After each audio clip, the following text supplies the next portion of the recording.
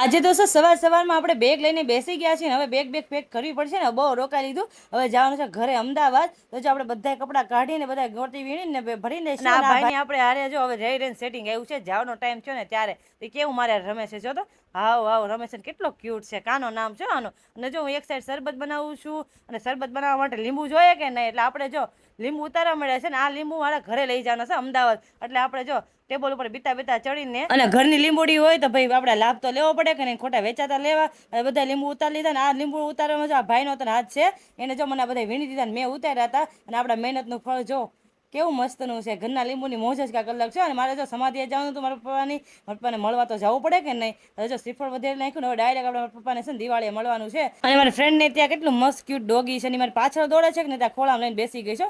મને આમ બીક ન લાગે પણ પારકા કૂતરાથી બીક લાગે ભાઈ. અને આ ભાઈ એકવાર હનુમાન ચાલીસા ગાઈ નાખી હતી પણ વિડીયોમાં માટે બીજી વાર ગાય છે, એટલે આની માટે એક લાઈક થઈ જાય અને કમેન્ટમાં જૈનમાં નતા લખતા જાજો. અને બાજુવાળા ભાઈ જો અમને 4 વ્હીલ લઈને મૂકવા આવે છે કેમ કે સામાન બહુ ઝાઝો છે ને અમારા ગામમાં બસ નથી આવતી, એટલે લીલિયા જવું પડે. તો જો જઈએ છીએ અમે લીલિયા. અને જો અમારી બસ આવી ગઈ છે ને હું મારા મમ્મી જો સુઈ ગયા છીએ. તો કાંઈ નહીં, કાલથી આપણે અમદાવાદના વિડીયો આવશે, રૂટિંગ વિડીયો મળીએ કાલ નેક્સ્ટ વિડીયોમાં. ત્યાં સુધી મારો વિડીયો ગમતો હોય તો લાઈક શેર સબસ્ક્રાઈબ અને હર હર મહાદેવ.